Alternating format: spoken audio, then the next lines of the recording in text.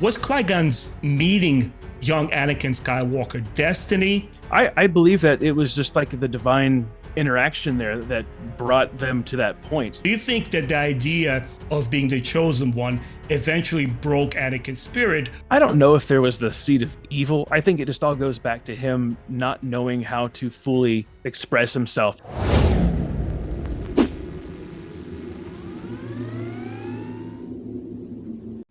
Hello there. Welcome, guys. I'm happy you're back watching Star Wars Timeline. I have a very special guest today who has inspired me and my channel.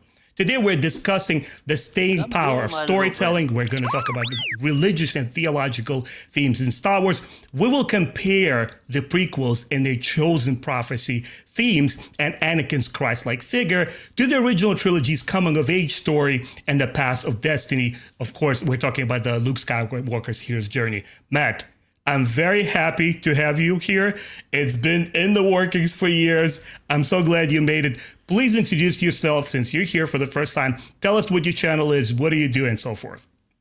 Well, thank you. It is an honor to be here on your channel. You have been doing amazing stuff here, and I'm so happy to finally be a part of it. We've been talking about doing this for a long time, but now it has finally happened. But yeah, I am Matthew from The Geek's Attic, where I review Star Wars books and a lot of other nonsense over there. The Star Wars stuff has always been a little bit more popular on that channel versus the other things. I talk about novelization sometimes. Other books that interest me, I like to talk about those as well. So yeah, I'm a big Star Wars fan, so I'm ready to talk Star Wars. Absolutely, it's awesome. And you are possibly the most dedicated film novelization collector I've ever seen in my life.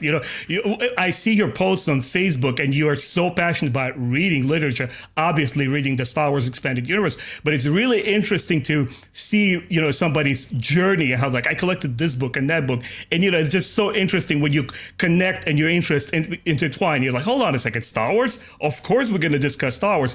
And I remember first checking your channel a couple of years back, and what really drew me to you was it was you and Matt Wilkins' channel, also from YouTube. He's a pretty small channel, but his knowledge of Star Wars, is just immense. And both of you guys, you were in a way speaking my language. I'm a immigrant. I came to the US, I was 14 years old, coming from Russia. But the ideas and the way that you present Star Wars, especially in today's culture where we seem to be so divided and so protective of our favorite franchises and IPs, you were very mature, very adult, very level-headed. Say, look, this is what I like, this is what I dislike. And I felt that was exactly what Star Wars needed at the time. And I was just so appreciative of it. And I said, hold on a second, maybe I can venture off into this thing and do my own channel as well. So once again, it's a pleasure, man. We're definitely going to talk about Star Wars. Before we kind of take a stab at yours and mine interpretations and delve into deeper themes, I just wanted to kind of establish a general baseline. I mean, your fans obviously who are going to watch this podcast are going to know what you're all about. My fans are going to do likewise. But for somebody who perhaps is watching us both for the first time, it'll be an interesting way to see, okay, this is the angle that both of these guys are coming from. So, Matt, what makes Star Wars so memorable to you? Can you remember a point in your childhood where you first encountered Star Wars, be it films, comic books, or anything else? Well, it all started when the special editions were released in theaters. I haven't seen Star Wars. I think I'd heard of it before, but I never had an interest in watching it. That was back when cassettes were still a big thing and DVDs were being introduced. But yeah, they released, I think it was 1997, the special editions were released. Yeah. And yeah, my dad, he took me. So it was a cool father and son type bonding of let's go see Star Wars. And it was funny because he's not a fan of Star Wars really, which is funny, but he knew that I would like it. And man, I got hooked. I remember going to Taco Bell, getting those, the little kids meal toys, getting all the action figures, just falling in love with those special editions. And then whenever they released the original theatrical cuts on DVD, at that point I was in college. And I remember when they released that, I was there at one of the stores at midnight. I have to buy all of these. So I've been a big fan of the original three films. And when the special editions came out, the prequels, me and my friends would get our tickets as early as we possibly could, go to the theater. That was back in the day before they had the reserve your seats. It was show up early so you can get a good seat and that you're not stuck on that front row. And people would bring their lightsabers, they dress up, and then afterwards you go to one of the stores to go buy the action figures. You're like, oh man, now I could play with the people, even though I'm like, 18, 20, 30, 25. Yeah. So yeah, it was great. That the film's always been a fan, but the books, that all started after college for me. I was in my mid 20s, and it was after Disney sold or George Lucas sold Star Wars to Disney. Right. And I was like, man, George Lucas, I know that there's a lot of books out there. I wonder what his original like story was that he approved. Like, what did he sign off as like Star Wars? Mm-hmm. And so I went to the bookstore, not a big fan of reading. I picked up Death Troopers randomly. I was like, oh, that's a cool cover. And I read it and I thought that was awesome. I did not expect that. I need to go buy a lot more Star Wars books. And I became hooked. I started reading, collecting everything. And that's how I got hooked. And then I started getting into the Disney canon. I was like, you know what? This is a great place to jump in now that they've started their own storyline, their own canon. Now I'm here at the beginning. I want to start from scratch. So that's how I started reading the canon. And then I was like, why am I not reviewing these things? So then I created the channel and I thought, yeah, let's review some Star Wars books. These things have changed my life. I mean, I went from hating books, thinking they were lame, to the greatest thing to exist. What a surprise, man. If you have never like admitted to it, I was like, wait, mad and disliking books, incompatible. I can't put together both of them in my head. Like how? Whatever.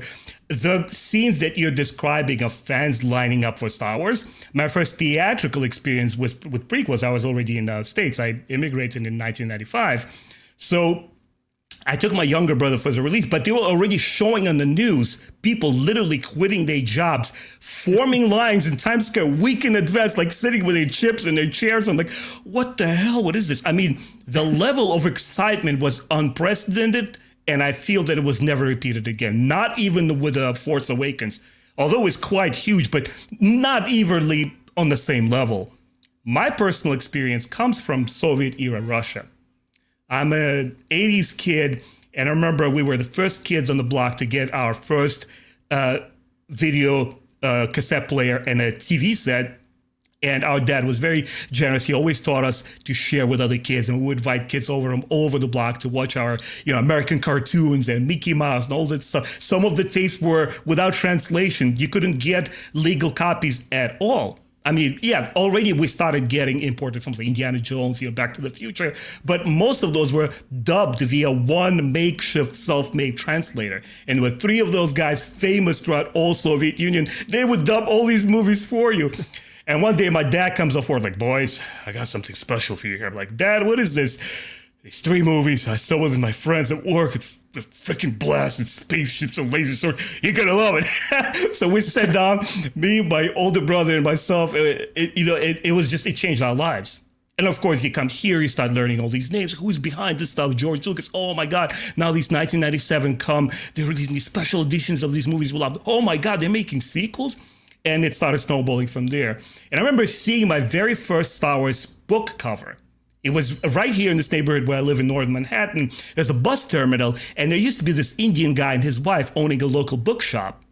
It was more of a convenience store because it's a bus terminal, but he had a shelf of books. And I remember clearly it was a book to the Black Fleet Crisis trilogy. And I'm looking at it, it's like, oh, hold on a sec, Star Wars has books? And what immediately struck my imagination was, hold on a sec, how do those connect to the films? Is it like a separate branch? It doesn't connect. It's all new here. But hold on a second. I see Lando Calrissian. That's my man. That's one of my favorite characters. And I started researching and started opening the book. And it was so important for me to hit the right sequence of reading order. And I started with the Truce of Bakura. I'm like yourself, I wanted to know what the heck is George Lucas has to offer to us past the movies. Because back in 1996, 97, the prequels were announced, but it was so far off. We didn't know. Matt, what would you say that throughout the years, regardless where we're looking at any era of Star Wars, what is the most quintessential component of that saga? Ooh, man. Well, with like the original trilogy, that hero's journey is got to be the most epic hero's journey that exists, like in cinema, that I've ever seen. Episode 4, like I rewatched these films about a year ago, and episode 4, yeah, it's got its moments where, like, watching it with my kids for the first time, that's like, this is kind of boring, and it's like, yeah, well, just wait, and like that climax will knock your socks off, and it's just so important that like, that character doesn't just build like his character, if that makes sense, towards the end of the film, but he like gets a faith in the Force throughout the movie. So it's not only like his physical body's doing all these experiences, but like his spirit and his mind are kind of like changing through the whole thing. And obviously in The Empire Strikes Back, there's been a huge shift in his character. So it's all about changing who you are through your faith a lot with like Luke Skywalker. So I think that's what really draws me to Luke in that original trilogy. Mm-hmm. So, and I think also a very important component outside of the films themselves is, it's when I came over to America, like when I was growing up on my block, I'm going to speak only from my personal experience. Spoiling a movie was never a thing. We didn't even know what a spoiler is. You would tell your friend of a story, including its ending, and you were just excited to go and see it. I guess the less you have, the more gracious you are. Like, oh my God, I just want to go see this movie. You come to America and there's this whole culture of Hollywood and people following different actors and their personal life stories and how this film was crafted. And obviously, the great masters like Ray Harryhausen, how he inspired a whole new generation of filmmakers. It was very, very interesting to me, that level of excitement. And one spiritual aspect of Star Wars that I always started appreciating was passing on this adventure from father to son. They're like, boy, you're of age now. We're going to watch some kick-ass movie today. It's so important because, on the surface level, yes, it's just entertainment. Hey, it's just a book, finish it and move on with your life. There are more important things to do, arguably. But there's this need, there's this impulse to convey a story that touches our hearts, enters our minds. And then when you cherish something, when you carry that light, you say, oh my God, I wish I had somebody to share with, whether it's your better half, your spouse, your friend, your girlfriend, your circle of friends, or your kids. It's also a spiritual experience in a way.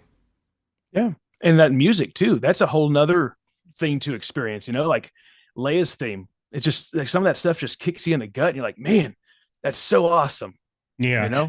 I can't also express enough. To me, music, when I listen to it, and as a kid, I used to listen to a lot of heavy metal and Rush, like Metallica, all these bands, and other kids would make fun of it. Like, you don't understand what they're saying. It's in English. I said, so what? The music speaks to me.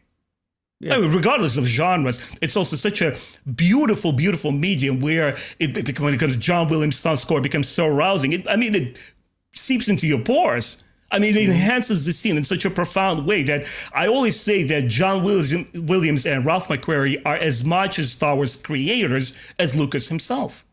Oh, yeah. It's a whole new world with the music. Absolutely. It's like they take that music, like for the audiobooks and stuff for Star Wars, they take the music and it fits in those audiobook moments so well that it seems like it was written for that moment in the audiobook. It's fascinating. I can already see the title for our podcast number 2, The Music of Star Wars. It's like, you could do a whole hour, 2 hour, 3 hour conversation about the music. Absolutely. Well, guys, we're going to start off with the prequels, I thought, because they're so important to so many fans, and it sort of builds our chronological order, and we sort of move on into the direction of the original trilogy, and maybe we'll have a little bit of spare time, and we'll touch on the sequels as well. Matt, I wanted us to start with one of the more pillars of the entire prequel trilogy, and it's Anakin's gift. Obviously, we see him early on in the first film as a young boy, and the entire trilogy focuses on his coming of age and him dealing with this chosen prophecy idea. For you personally, what makes Anakin a compelling character? Well, for me, it all really starts with Qui-Gon Jinn. You don't get Anakin without Qui-Gon. And for me, like that comparison of, like I did a video a long time ago, a couple of years ago, my hair was down past my shoulders, comparing biblical things to Star Wars. And I thought like Qui-Gon Jinn reminds me of John the Baptist, who is like ushering in the chosen one. He's got this belief system of, the living force. Like, he's the only person I recall in Star Wars that talks about the living force, right? And so it's kind of like that comparison for me is like the Holy Spirit, and how he's like working, like trying to commune with the force on a whole different level than the Jedi Council is. So he's seeking something that no one else is, and is led to the chosen one. So he's there now, and he sees this boy, he finds the boy, which is all guided by the force. It has to be, right? It wasn't just an accident. Mm-hmm. So he like pulls Anakin in, and of course the sad story of him being a slave. And that kind of reminds me too of like the story of Moses. He goes, and Qui-Gon Jinn being that character of Moses as well, as like pulling Anakin out. He's going to free the slave, somebody who is a chosen one that is going to change and alter the course of the galaxy. Mm-hmm. So Anakin does grow up to be a bad guy, but of course, deep down inside, there is that there is a good in him stuff inside, deep down in there somewhere. As Luke proves, right, by the end of the original trilogy, there is good in him. What Padme says, her last words are, there is good in him, help him, bring him out of this hell pit, and save his soul. And Matt, I absolutely love how you superimpose these biblical figures on top of these characters, which is clearly very, very important to you. And guys, look, both of us are just sharing our opinions, our personal journeys into, and I personally think you don't have to be a spiritual or religious person at all to enjoy Star Wars. But if it adds a certain meaning to you that even George Lucas himself maybe not originally has intended, but you're able to somehow connect these dots, power to you. I think that's great. I think that's beautiful. You're making it personal. You're making Star Wars your family experience, and draw your personal interest from it. But I love how you mentioned Qui-Gon Jinn, because in a way, like, I'm looking at my prompt. Oh my God, he's reading my mind. Like, how do I make this interesting? Qui-Gon Jinn is such a pivotal point. Obviously, beyond the obvious, the two destinies when Obi-Wan Kenobi and Qui-Gon Jinn are fighting Darth Maul, right? And that rousing music playing in the background. He brought so much vitality to the Jedi Order, a new way of thinking at things, and what he bestows upon Anakin, even like Anakin, the living force, when he describes it to him, both on Tatooine and on Coruscant, it has a lot of meaning to it. And, I wanted to ask this question. You sort of already started on that path, but was Qui-Gon's meeting young Anakin Skywalker destiny, divine providence, or was it just luck that just these two entities joined together, and then this mysterious power started working them together and saying, this is what will become of this relationship? I believe that it was just like the divine interaction there that brought them to that point, because everything's going to start crumbling around in the galaxy, right? We're going down this dark path. You already have Palpatine. He's working things behind the scene. I believe during this time you have the book Darth Plagueis, so he's already around being dark and creepy and doing his weird things and trying to set up the chess pieces to conquer the galaxy. And it's like the Force works in mysterious ways too. So it's like I think Qui-Gon Jinn being there, pulling Anakin out, was supposed to happen, not just for story purposes. Of course we're diving deep into this fictional thing like it's real, but that's part of the fun with the Star Wars stuff. And everybody uses their imagination with it and like come up with different theories and stuff. But yeah, I think it was destiny. Like it was supposed to happen to ultimately get that change in the end to pull Anakin back out of that dark side. Because what would have happened when Anakin wasn't pulled in by Qui-Gon Jinn and he explored that dark side on his own? How much more destructive would he have been? I mean, he could have, met up with Palpatine some other time and just, I don't know, it could have been chaos, even more chaos than what we got. Yeah, in a way, it's almost the Force's way of counterbalancing the scales, because, if we're not supposed to understand, if we're not are given the apple of knowledge, and we're just supposed to operate and propagate life and goodness and spread it onto others. And when you raise an inconceivable question, how could the Force let such a vile creature as the Emperor? I mean, he's the devil in disguise. How do you allow for him his plans to prosper, come to fruition? Well, Maybe it's a test. Maybe it's an opportunity for the rest of the humanity in this particular galaxy to rise to the occasion and show themselves and show the will and endurance to fight against it. And that's where the meaning of life emerges. And the Force sees this guy over here operating, pulling the strings behind the veil. Also, another book by James Luceno, The Cloak of Deception, one of my all-time favorite Star Wars books. And she really see how he's like poisoning the Senate and the Republic. And the Force is saying, no, I have this warrior of light, Qui-Gon Jinn, and he's going to train this young boy. And through him, I'm going to work my magic. I'm going to work my ways. And you won't expect this. Just imagine for a second if we didn't have the originals, if we ended on a very dark note in Revenge of the Sith, and then fans were just like begging George Lucas, hey, where's more? What's going on? What the heck? And then, and George Lucas, but hold on, there is more. There is a son, and it goes on and on and on. Yeah. The next question I have is, we see young Anakin portrayed by Jake Lloyd. He's a very generous youth. He's a sweet boy. He's very kind, and he's gracious, and he's friendly, and he's eager to go on this adventure. He wants to become the Jedi, right? When he sees Qui-Gon Jinn's lightsaber, you're a Jedi. I know what you guys are all about. He lives in the space. It makes sense. He probably sees a lot of travelers and off-worlders. And right from the start, we see a change in episode 2. As soon as the movie begins, it's quite a different Anakin that we saw in Phantom Menace. And the movie obviously begins to hint at that he's not the Jedi that we expect he would become. He's resentful, he's bitter, and obviously the separation from mom hurts him a great deal. And I think Hayden Christensen's performance was ace. You could criticize the movie from today to Sunday. I don't care, man. I thought his performance was on point. But what went wrong in Anakin's coming of age, you think? I think it was just that Obi-Wan Kenobi was such a young master. And I think that, Obi-Wan Kenobi really didn't get his full teaching. I don't think, like, he was kind of cut short on his master, right? Qui-Gon Jinn. And speaking of like balance of the Force, it's like Qui-Gon gets killed and then Darth Maul gets killed. So it's like automatically one good, one bad, wiped off, according to the movie canon, right? Mm-hmm. And so I think that's why Anakin is having some troubles, is his master's too young, never got his full training, and Kenobi doesn't really know how to handle Anakin because he is the chosen one. And of course, there is this, according to some of the books, I know I haven't finished reading all of the EU, and there's like these Jedi Quest books. And in that, it's hinting that Anakin has a lot of pressure. Like the other youth, younglings, and other Padawans are like, you're the chosen one, bud. What are you going to do? Let's see how powerful you are. But he's always taught to like tame your power, cool your jets, just chill out.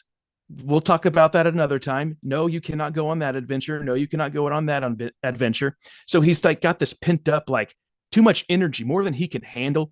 All that Force is just in there, like ready to jump out. And Kenobi does not know how to handle that. And that's why I think it would have been better for Anakin to have been shifted over and have been trained by someone like Yoda, who has seen many younglings throughout his life, and Kenobi just being too young, not knowing how to handle it.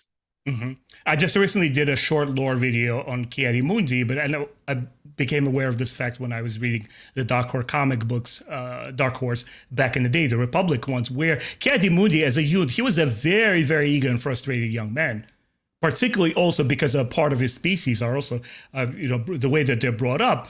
And Yoda was able to level him, ground him, because he was brought to Coruscant and study under Yoda. So we saw one successful project over there with one young Jedi who was able to overcome his angst.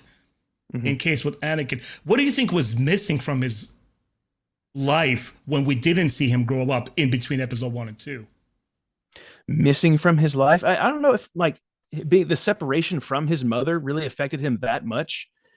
I mean, growing up in the middle of a desert, of course, then talk about culture shock. You're this little boy in the desert. All of a sudden you're in Coruscant. Like Coruscant is a city, the whole planet. There is no, I want to go take a nice breath of fresh air. No, you're not. You can't do that. So he's just probably stuck inside thinking about his mom. It's like, man, I kind of wish I was back on Tatooine. I had my droid. So, man, that's I don't know. I think it just might be he was too His mom. old and just missed his mom. I also think that it was, I'll be frank with you, one of the critiques I had with the prequels was how the Jedi, the celibate order, which to this day doesn't sit right with me, but also hold on a second, they take kids from their parents, although willingly, and they enlist them in this monk-like / warrior caste that is not answerable to anyone else but themselves, not even the highest Republic authority. And I was like, hold on a second, what's going on here? I didn't like the fact that he's this virgin in the Force from a technical standpoint, from a nuclear family standpoint. I was, hold on a second, where's his male role model? Okay, he has a loving mom. Watto is not going to cut it. He's not very abusive, Watto, right? He's all like, oh, boy, you can go home, you're a good kid. When I heard that Russian Jewish accent in the movie, it blew my mind. I was just laughing. This is amazing. This is so dope. But he's clearly not a father figure. He doesn't bring the warmth and kindness or teachable moments or lessons to him. And I felt that was also missing. As much as a single mom would give her child, and, obviously this is not a disservice or critique of single mothers. I know they put their hearts and souls into their kids, but a kid also got to have a male role model, and not just in good situations, just to pat your head. It's like, oh, I'm here for you, honey. I'm going to help you out. I mean, you're a father. You know how this is, right? It's right. It's also during the moments where it's like you got to stick your nose into something. No, you don't do that. You respect girls, you protect them, or this value or that value, and you instill it in them. And when the child sees an adult male act in a certain way, what does the kid do? They repeat that same very behavior. Mm-hmm. Absolutely. Yeah. And I think, didn't he create C-3PO as a child? Yeah. I'm kind of curious now. Did he make C-3PO to help his mom? I'm not going to even pretend that I know, but I think he was working on him. Yeah. Because I know that he left her. He's like, oh, 3PO will help you out around here. But it makes me wonder the origins of, like, why did he make 3PO? Was it to have, like, programmed to be a father figure? I don't know. I wonder if it's just to help out around the house or what. Now I've got to look more into that. Yeah. Well, I mean, I'm not going to pretend I know the full source of that. But it reminds me of this small, tiny side mission in a video game, Assassin's Creed Odyssey, where you find this young girl, right, that's showing you the ancient Greece. And it touched me on such a profound level, surprisingly, where this young girl is making these statues of clay because she doesn't have any friends. And you're supposed to go on this mission and find these pearls for her to alleviate some of this pressure. But it's like clearly her parents are gone. Clearly these neighbors are sort of like checking in on her, but they're not doing enough. And you feel like, oh, man, well, gosh, what a fate. Like, come on. It's like, and also you can relate to Anakin a great deal. But man, this next question that I had, I'll be honest with you, before we even decided to do the podcast, and I usually write my questions out right before, so they're fresh in my memory. But I was pondering this question on my own for quite a while. And maybe you can help me sort this out, and together we'll sort of reach like a common denominator and figure this out. Do you think the burden of a higher spiritual calling, the Jedi training, it's meant to be overwhelming for everyone?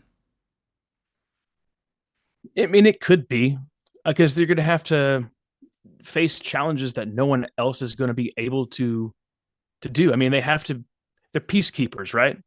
They have to keep peace between not just, Bob and Joe downtown, but like Coruscant and Hoth.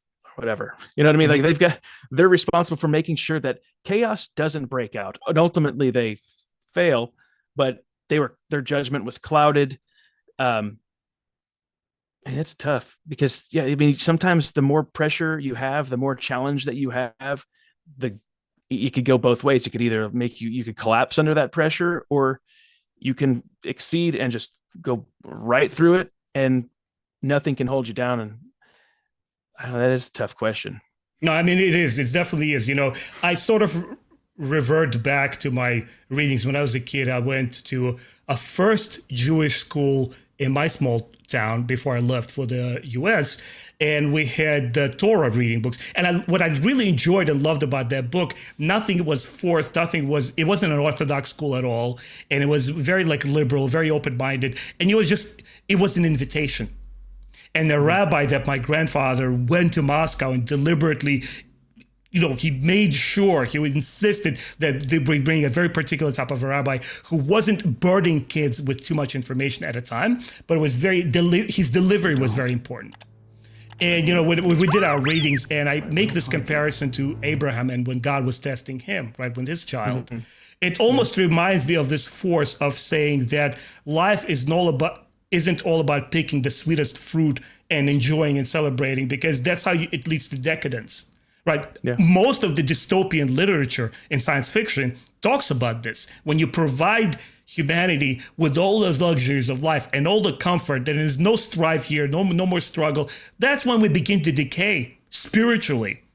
But when you give, because the Jedi are not only the elite in terms of combat, they're also elite in terms of setting an example for the rest of the galaxy to behave. It's like, hey guys, stop this. We're here. The Jedi will sort this out. We bring light. We bring peace. We bring for both of the parties of the conflict to find the common ground.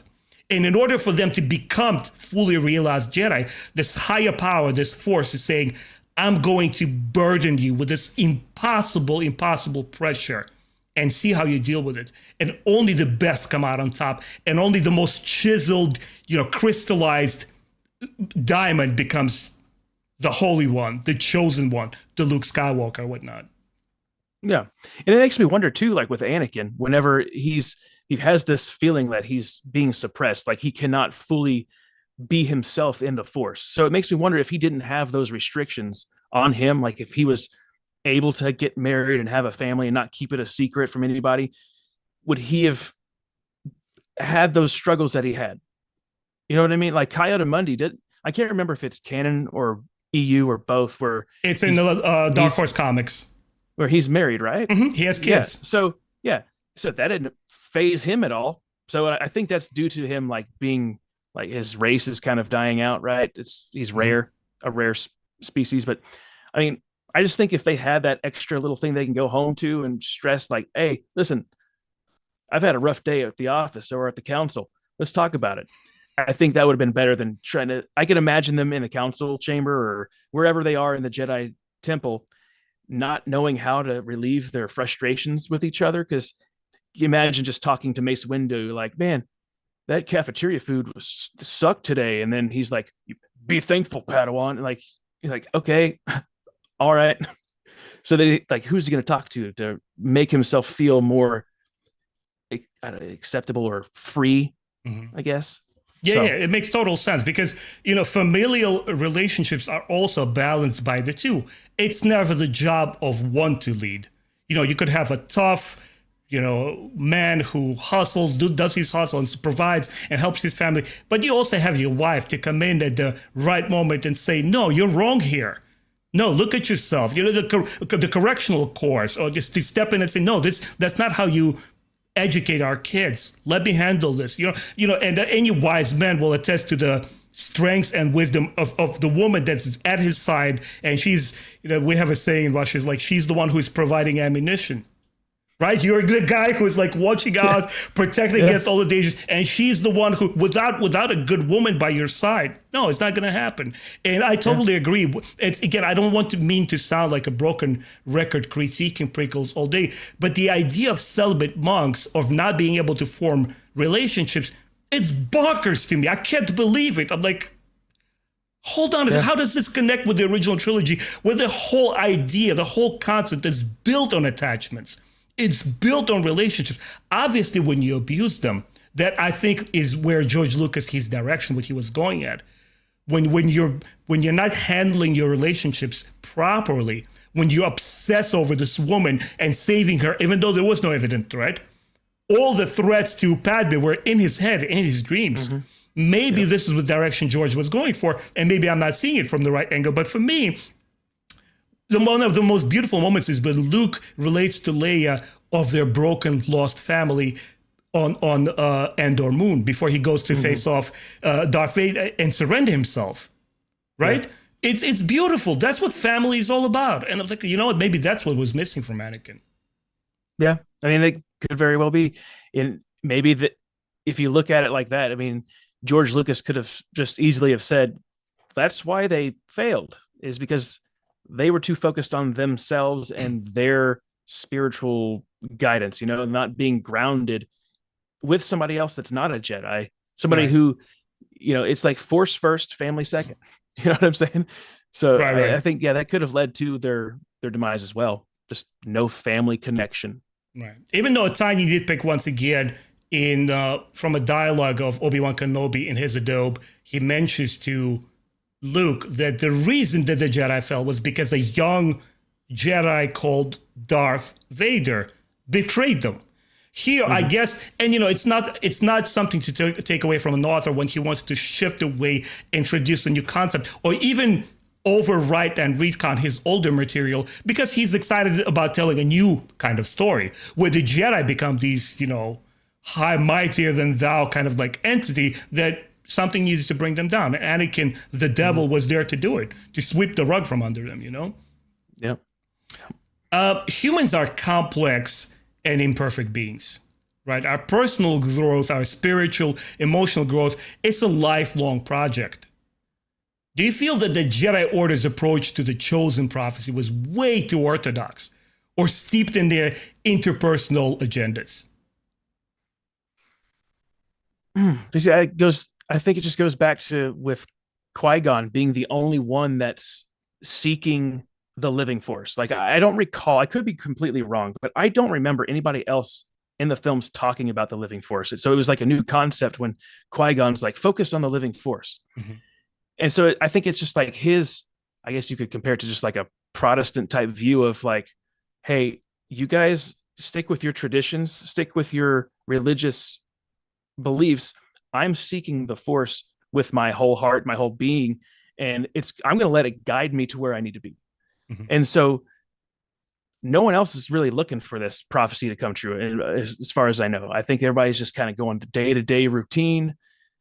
Oh yeah, I found this boy that's got midichlorians up to this level. It's like, that's higher than Master Yoda. No one's out there looking for that. Mm-hmm. I don't think. You know what I'm saying? So when this prophet, then Qui-Gon is the destiny that I believe is that pulls them together, is just the will of the Force in general. So I think if you didn't have Qui-Gon, I don't know if Anakin would have been able to have been brought up into the Jedi Order. I don't know if how that would have turned out. I mean, ultimately, Anakin or Darth Vader destroys Darth Sidious. So who would have killed Darth Sidious if it wasn't Darth Vader? It could have just gone on for years and years and years, maybe like for all eternity, because if Plagueis is going to be jumping from body to body and cloning himself, who would stop him? As it was written, so it shall be done. Only the Force can see what the end result will be. But, I also agree with you, a lot of your points when you're talking about with Qui-Gon Jinn, because when you look at somebody like Mace, who is a very interesting, very compelling character, particularly in the expanded universe, and he's this enforcer of tradition. He's like this hard-hitting guy who's like, no, this is what this is. I created one of the forms, Valpod. We are the Jedi. This is what we're supposed to. And maybe you do need somebody like that. Maybe it's like the kind of like tough love that the Jedi have to show. Because we do have wars in the title. I mean, at one point, you're not going to accomplish everything with just dialogue, love and peace. Yeah, they're like, we win by protecting what love, Rose's thing. Could you please say that line like outside of combat zone? I always say that. Like, it's cool. The line is beautiful. I'm cool with that. Just go off the battlefield. There's tanks. There's ships flying around. Everybody's shooting. My man Finn is trying to accomplish his feat. Do it off screen somewhere. Do it later. Okay, now we're fighting, and that's what Mace represented. It's like, wait, okay, spirit, and we also did a lot of training with lightsabers, a lot of jumps, bro. If you aren't gonna listen to us, right? If you're not gonna understand the carrot, we're gonna bring in the stick. By Qui-Gon, in a way, he's almost seeing, or not fully seeing, but his gut is telling him we are falling as an order. Yeah. Something is wrong. And this is the cancerous wound here. This kid, this child, we're not doing it correctly with him. Give him room to breathe. And tragically, Qui-Gon Jinn's life is cut short, and he's unable to carry on with that lesson.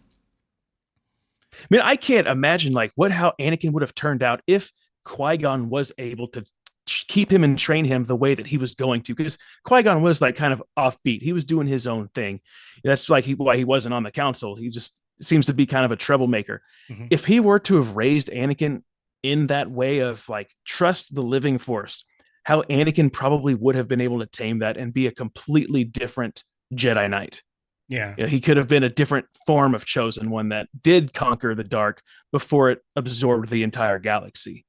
And the beauty of the story is where I think George Lucas excellently nailed it. We will never know. That's the beauty. That's the frustration. That's just something we have to deal with. We will never know. That's the beauty of these characters.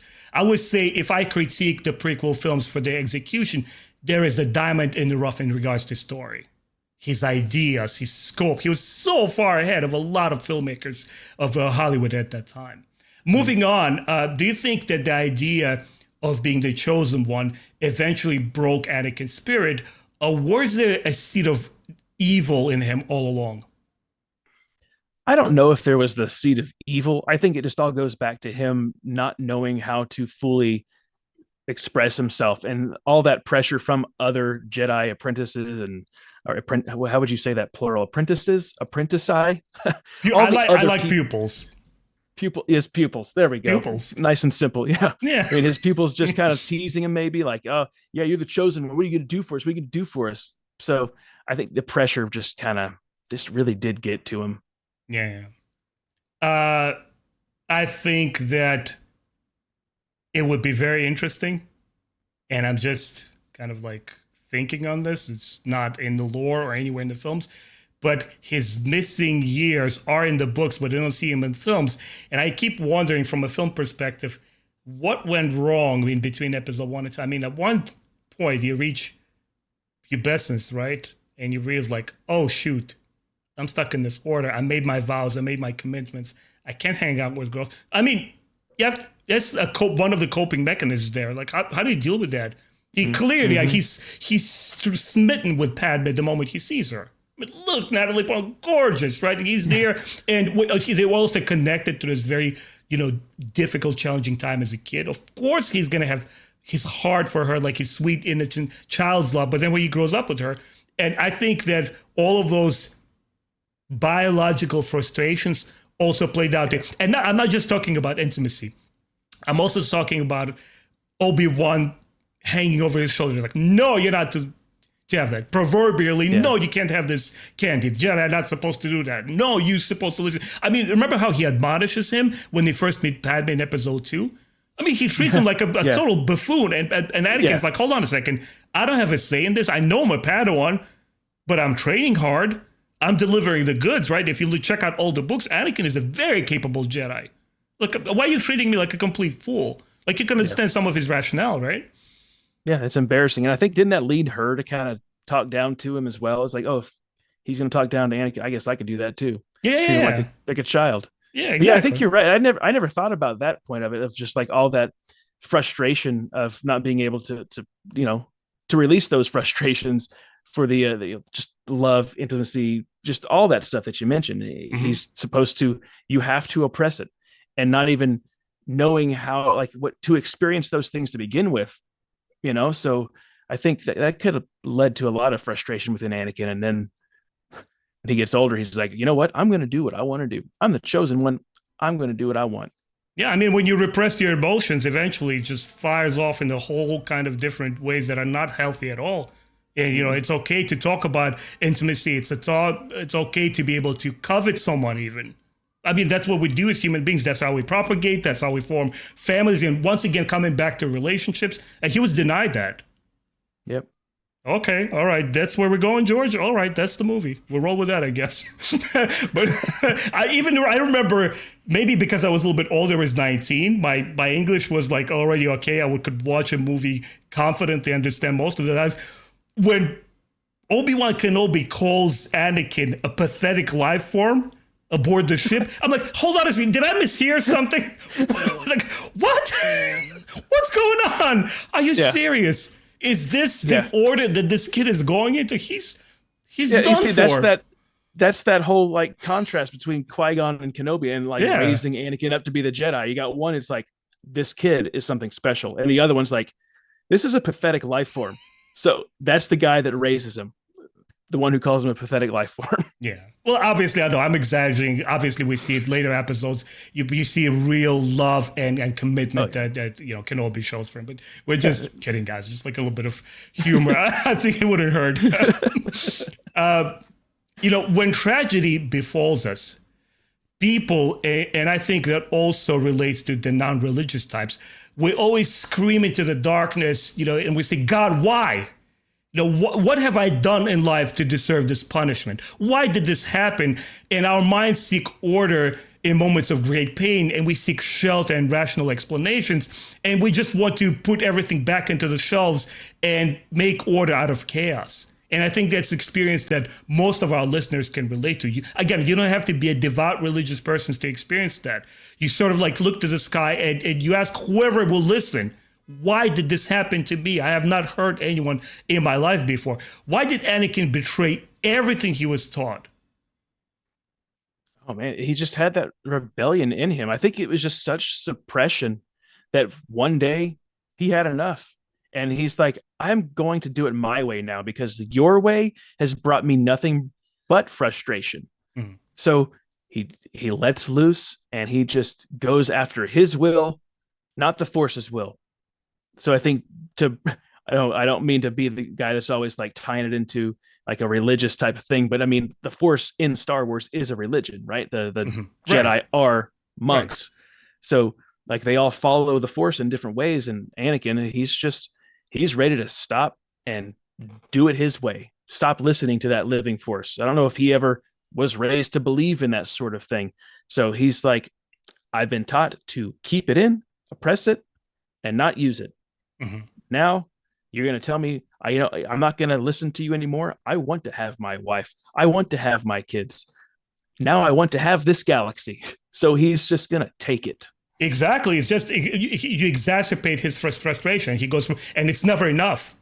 It becomes this all-consuming hunger, right? You move from one thing to the next. Okay, I can't save my wife. I'm going to take over the galaxy. I can't just be the ruler of it all. It's the emperor. I'm going to seduce my son into the dark side in order to kill him. I mean, you become just this madman, and there is no end to it. And you're constantly, your life is living hell, and you're trapped inside mm-hmm. of this, cybernetic suit that tortures you on a daily basis, right? Because Vader's supposed to experience pain constantly. Oh, yeah. And I think, also goes back to him not being able to save his mom from slavery and then not being able to save her from the Tusken Raiders. Mm-hmm. So he could blame the Jedi Order for like, well, you left my mom there and then you left my mom to die. I had to go after her myself.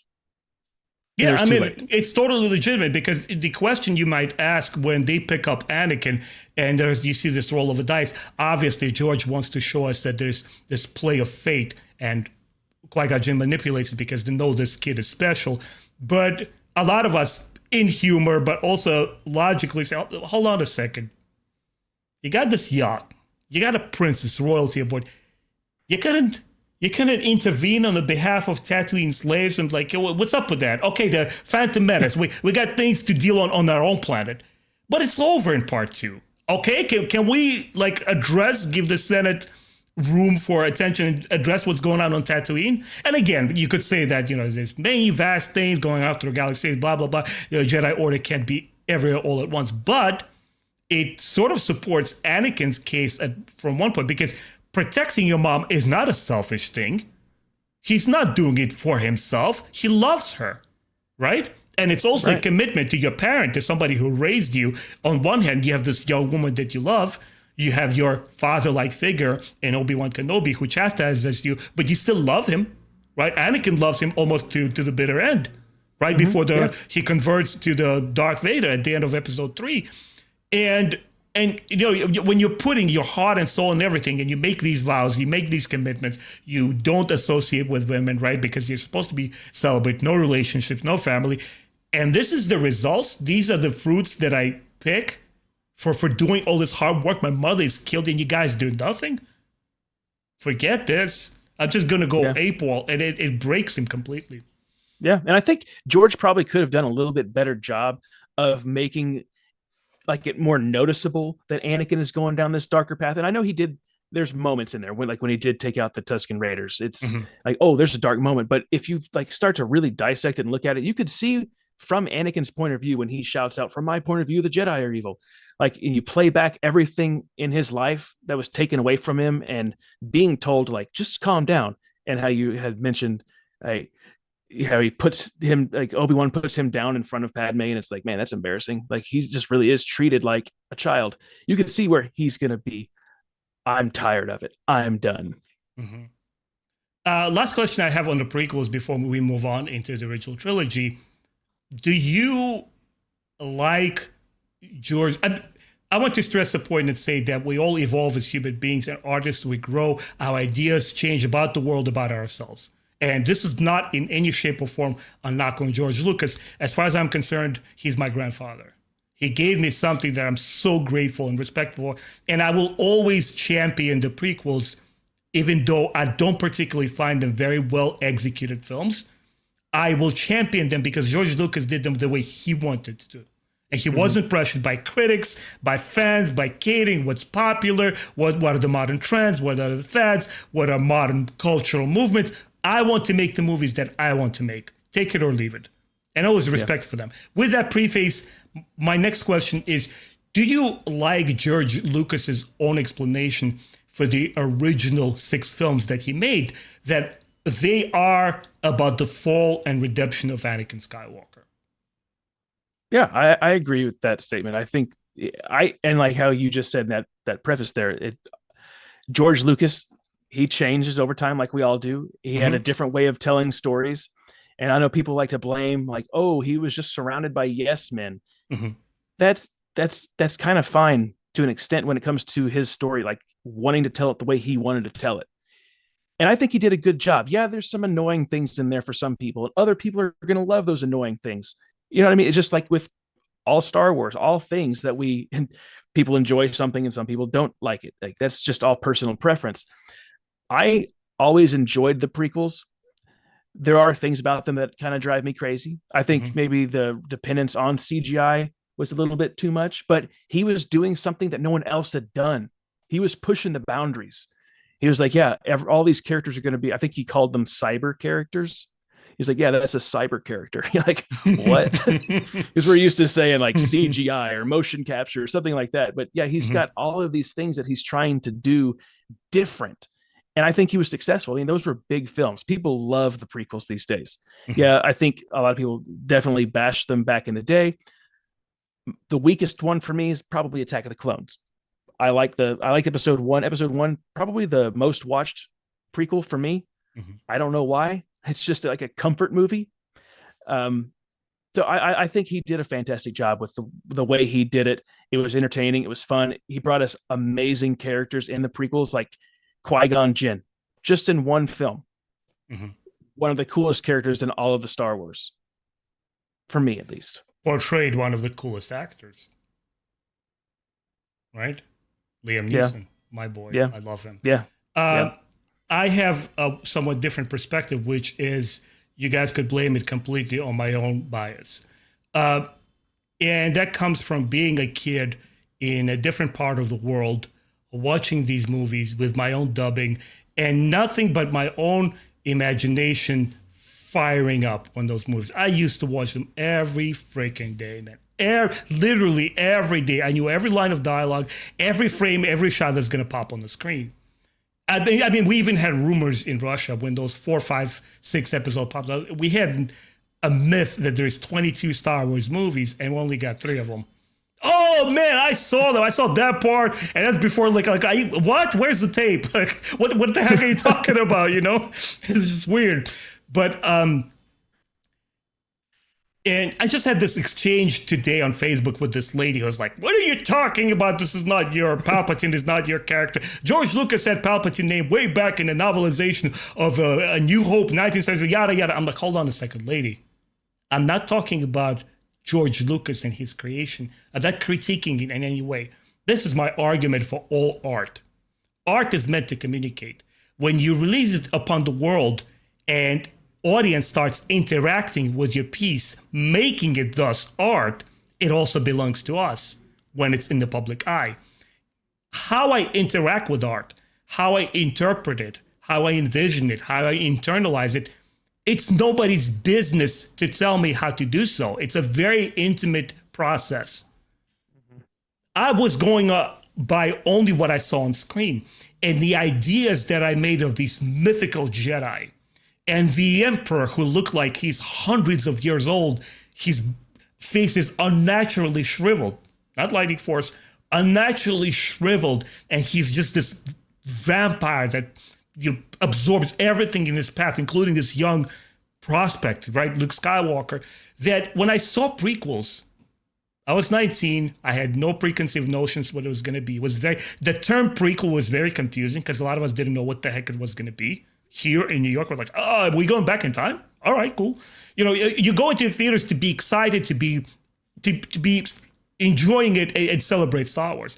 And I just felt that aside from filmmaking flaws, technicality of it, that the heart and soul and core of the story does not represent what George first told us. To me, it's not the fall and redemption of Darth Vader. It never was. There is no Anakin in my eyes. There is no Palpatine. There's only the Emperor. There's just only...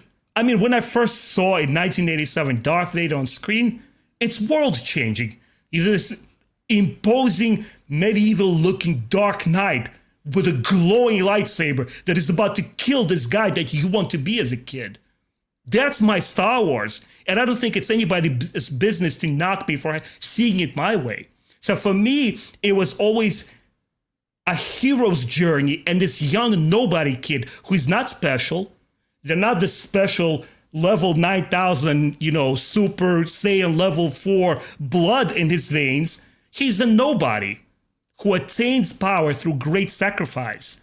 And his lineage, his family, the Skywalkers are special, not because they were chosen by this thing, but because they stepped into this fantastical world and they accomplished great deeds. Great horrible deeds like Darth Vader, but also great noble deeds like Luke Skywalker. That was my Star Wars to me. And of course, with years, you kind of become like a rock that is like chiseled or softened by the current, and you become more accepting and you embrace prequels and a beautiful lore that's around them. And you kind of like settle down a little bit.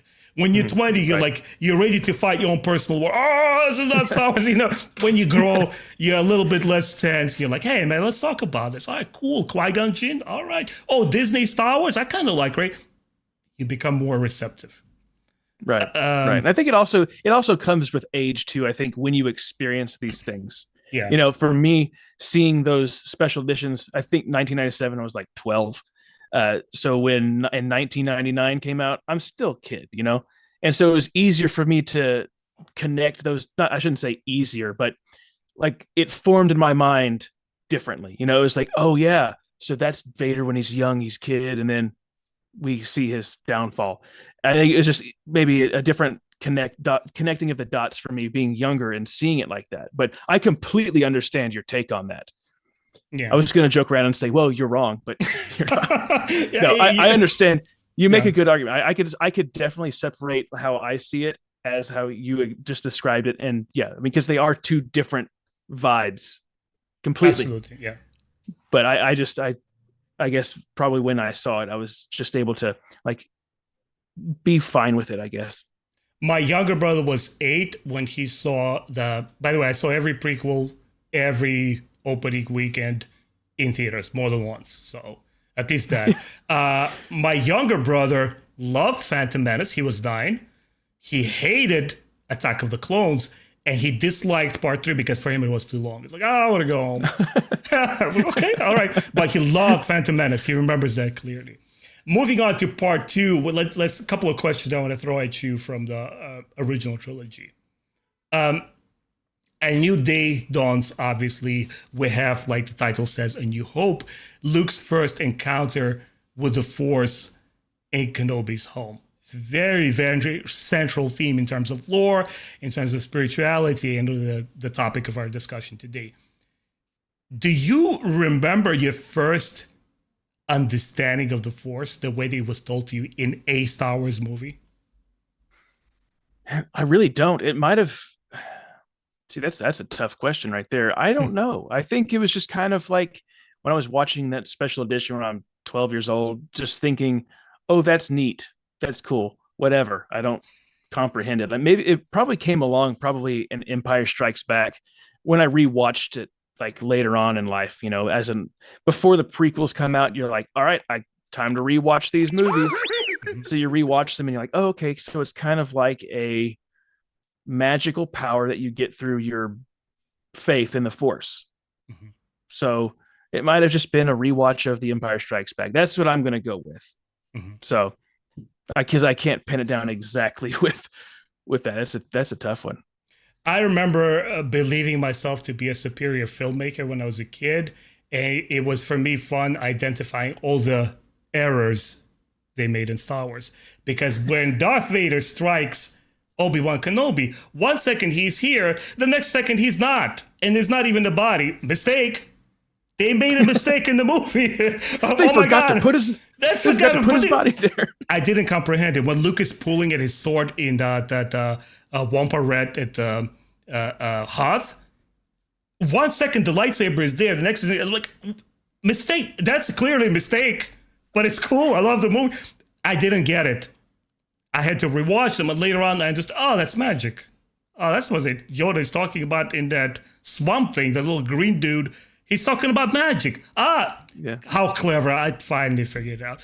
The concept of spirituality didn't enter my mind until I hit mythological studies and learning about mythological motifs and Joseph Campbell and all that stuff. No idea. It was all magic to me. Yeah.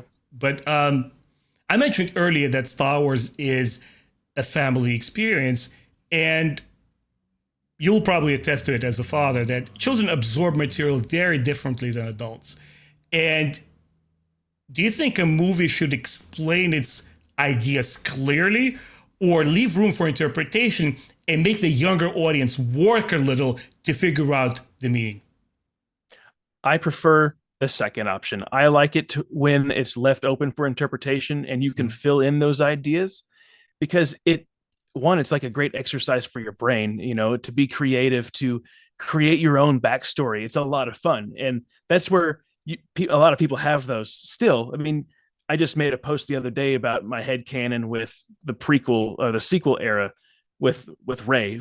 Mm-hmm. But like, of course, that's not fact or anything. It's just like, well, I like my headcanon better than that. And because it doesn't really matter to me in the end if it's true or not.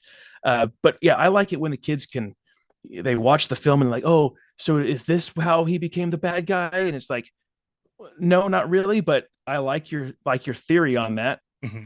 So I think it's important to leave things open and not to always keep it so cut and dry and like this is exactly how it happened. Like all of those gaps that are in between the Star Wars movies, some of them I like to leave blank. They don't always have to have 500 novels in between the movies, to explain every little detail of their life. And that's where I think that with the EU, some of the stuff gets a little bit obnoxious is when it seems like every single year between 6 and whatever, after Return of the Jedi, it's like every single year there is like a major adventure, a major event happening. And you're like, how do these people operate? Like, how are they constantly from episode 4 all the way to 15, 16, 17 years after the Battle of Yavin still doing the same thing every single day and have a family and do what they're doing? It just seemed like it was a little absurd. It's a lot of fun. But it's just that leave some things open. Let us form our own ideas, So I think one of those original ones that I had that I can recall in my youth was like Leia using a lightsaber. It's like, oh man, that'd be so cool. Nice. If she has to come and rescue Luke or something with a lightsaber, that would be so cool. Mm-hmm. But yeah, I think the importance of leaving it open is pretty big. Mm-hmm. I'm going to come at it from a different angle, and I'm going to completely risk sounding just ridiculous and corny. Just because our topic is religious motif and spirituality, guys, I swear I'm not trying just like desperately to shoehorn the concept into my next thing I'm going to say. I just honestly, I do believe that. The first book that instilled my love for reading was because of my father. When we were kids living in Russia, he bought us this whole library of books called the International Classics world classics, and introduced everything from Sherlock Holmes to Edgar Allan Poe, to everything that kids are supposed to read to have a very rendered idea about world literature. And he tricked me into reading books. He didn't say, "Oh, you're going to get a reward if you read this particular." You know what he did? He left one of the books on my table. I came from school. I was like, "What is it doing here? I got to put it back on the shelf." And I grabbed it, and I saw the cover. I saw the picture. It was Louis Stevenson's Treasure Island. And it was the first book I read on my own. It was in the first grade. Our father made sure we were fluent readers before we went to school. So I read this full book, and later, years later, I saw the Russian version. There was one made in like Soviet film in early 40s, and they were amazing at adapting world classics into film, like Robinson Crusoe, all these movies. And I remember my connection to the books. And like you said, when you as a kid filled in all those gaps, one thing about spiritual state of mind is not understanding something with your mind, but internalizing it, drawing feelings from it. And when I was reading Treasure Island, I was on that adventure. I was in the ship. I was with the pirates. I was scared when they were trying to kidnap me, right? Because it's told through the eyes of this young boy. I forget his name. I'm sorry. It's been years.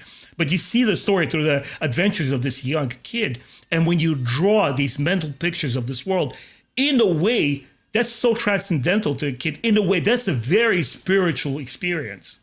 Mm-hmm. So I also feel that it's very important even when you're telling a film. And I think George Lucas was surgical about it. He was very deliberate about it to leave enough room. Okay, we got episode here 2. Anakin is young. Here's episode 2. See how you deal with this new character on screen. Yeah. I mean, even with I'm sorry, I gotta say it. Like with episode 4, the mention of the Clone Wars, like that scene when they're in Kenobi's hut, like that left so much space for like action figure play. Like me and my friends, like, we're gonna make the Clone Wars. It's like, what was it? We're gonna make it up. It was just like you left it open for us to use our imaginations and to do this massive event that changed the course of the Star Wars galaxy with our action figures. Mm-hmm. So I thought that was fantastic. I either don't remember, or the Russian translator that had never translated Clone Wars, the ideas of Clone Wars or Anakin Skywalker were not in my mind until I came to the US, started learning English, started picking up the books, sequels, prequel, all that jazz. I'm like, Clone Wars? What the heck is the clone? Like, what's going on here? And you learn these things because the Russian translator's like, and Luke, you're gonna go over here. They would often talk through a glass, so their voices would not be identified, so the government wouldn't pick them up, because it was like black market kind of like makeshift translations. Even those guys were on point. They would translate these movies in cross. It would like disguise their voice. I'm like, I have to rewind. What the heck is this guy saying? What Clone Wars? What's going on? it's just ridiculous, man. It's just so funny. But there is a topic that I did shoehorn into this discussion, because I don't know how the heck it's going to go down, but Matt, we're doing this, okay? Spirituality. Lightsabers are the coolest technology in Star Wars. I think without a shadow of a doubt. If you ask any kid or adult, what would you have one thing from Star Wars? It's lightsabers. I don't care. And it's reasonable to assume that's all George Lucas was going for, right? The cool factor, the pulpy era science fiction adventure that he grew up with, make kids excited because he did make movies for kids. But also we know from classical literature that swords are often used in theological and religious texts. The most obvious ones, right? The Excalibur and King Arthur. He had to prove himself as a youth, as a pure of heart, in order to get this weapon, which he dispenses justice, right? No need to mention Archangel's flaming sword, right? Most of us know the story. Again, whether you're a religious person or not, angels are often portrayed with a sword because they are the ones who dispense with God's judgment. Plus, we as fans will love assigning symbology and meaning to everything. I mean, have you like a Wampa rat skip through the screen? That's symbological. Something's going on there. I got to figure this out. We love doing that. I don't care if you've watched Star Wars yesterday or like 100 years ago. You're going to do that all the time, man. It's a symbological. You just don't understand, Ben. Let me explain to you. We all do that. From this little preface, I have a couple of questions. Have you ever thought of a lightsaber in those terms? That is something that the way by which Force deals out justice, and only special beings, pure of heart, are able to carry them. Honestly, I haven't really thought about it that much. When I was younger and still like kind of think that only a Jedi could use a lightsaber. Mhm. I thought that you kind of had to use the Force in order to activate it. And the reason like Luke was able to activate his was because, well, this kid has the Force because, he's related to somebody. The way I don't know. I don't know how to explain it really. I guess it's just that you got to be a Jedi, have Jedi blood in order to do it. I don't know. Mm. But So then it's kind of like a rational explanation to it that only these type of beings are able to carry it because they can activate it. I mean, I always thought too, like you have to push the button, and sometimes you see them turn it off with the button, and sometimes you don't see their hand move at all. So you're kind of wondering, like, did he shut that down with the Force, or was that like, is his thumb hiding it? Was that an error in the film? So I just kind of think like I associate it with Force user uses lightsaber, and other people can't use them. Mm-hmm. Okay. The reason, and of course, obviously, I cheated. I did think about this a lot, and I didn't wanted to bring a more serious tone to this conversation. I just like making things light and for us to be able to enjoy the conversation and laugh.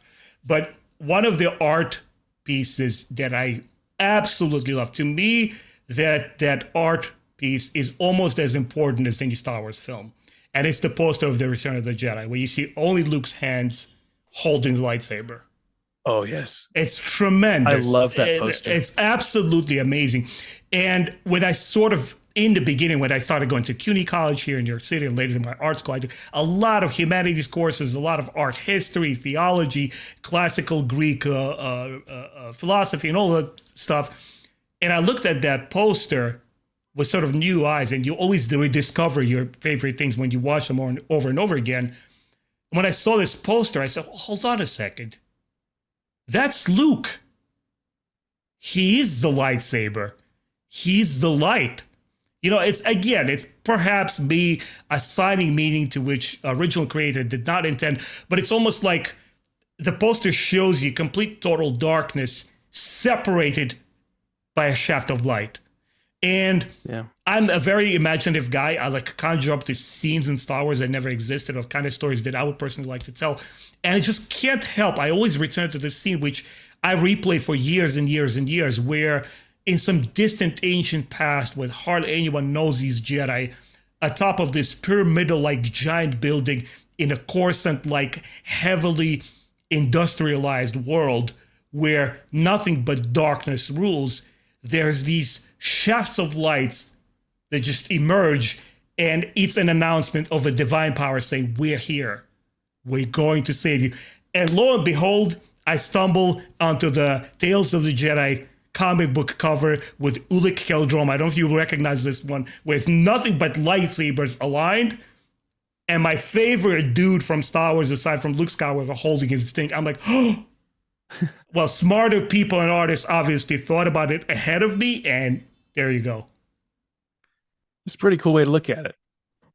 Yeah, the lightsaber, that poster. I've always loved that poster. That makes a lot of sense too, comparing that to like it is Luke, and it's like the title, even Return of the Jedi. The title, I've always been fascinated by that title more than all the others. Really, because it's not only just like the return of the like. It sounds dumb when I'm trying to explain it. It's the return of the Jedi, as in like Luke is now a Jedi. It's the return of the Jedi. Anakin Skywalker was the Jedi. He's returned as a Jedi. Yeah.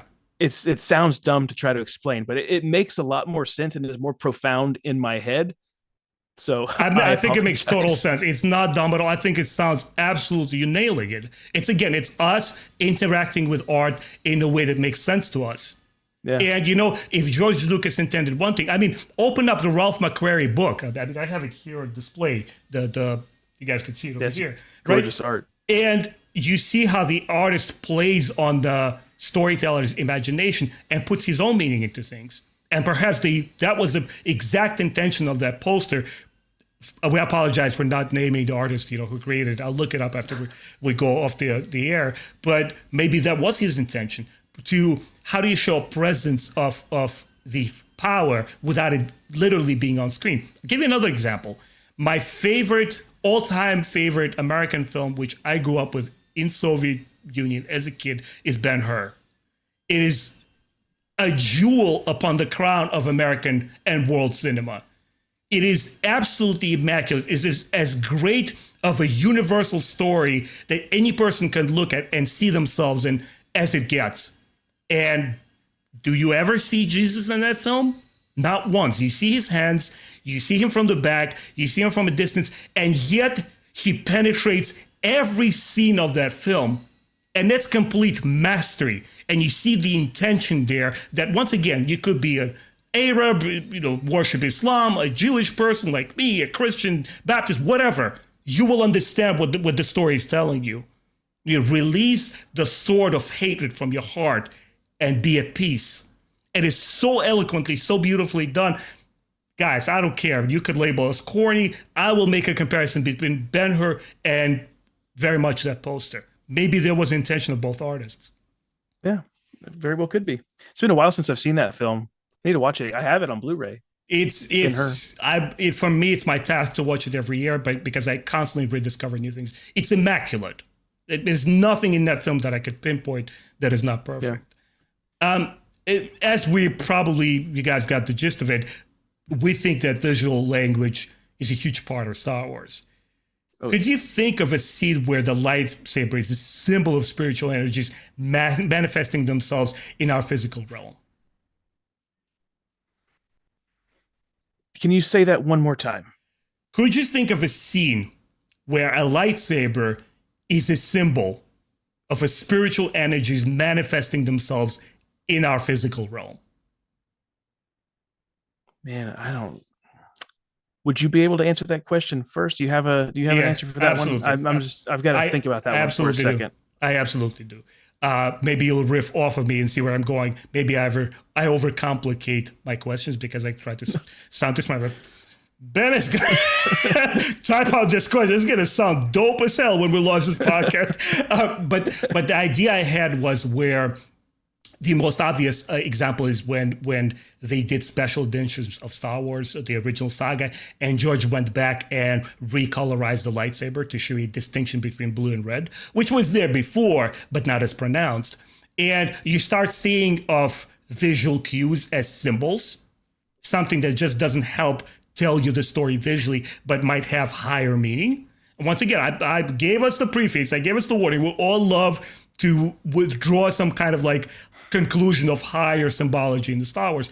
But there's a couple of scenes that I can specifically name, and one of them is I loved the scene with Darth Vader at the end of Rogue One. His hallway scene. Oh yeah. When he shows up in this scene, I have a tradition of buying movie tickets for Star Wars for all my friends, and it's usually a whole line in movie theater. And I made a point of turning around and looking at my brother, his girlfriend, all the friends in that particular moment. And when light ignited, you saw people physically repulsed. I kid you not. Everybody's like, oh crap, something is about to go down. You see pure evil, devil, make his announcement that I will get those plans. I will ruin you. The rebellion will not succeed. Darkness is covering this galaxy, and I'm at the center of it. So that's one example. And another example I have is when Luke Skywalker confronts Darth Vader on Bespin. Obviously, the way that the shots are positioned, it's almost like a cowboy, a Western standoff, right? Because Vader's there. He talks about, we meet. He ignites his blade. But when Luke Skywalker ascends those steps, he rises to the occasion, and he ignites his light blade. There's a certain different quality about it.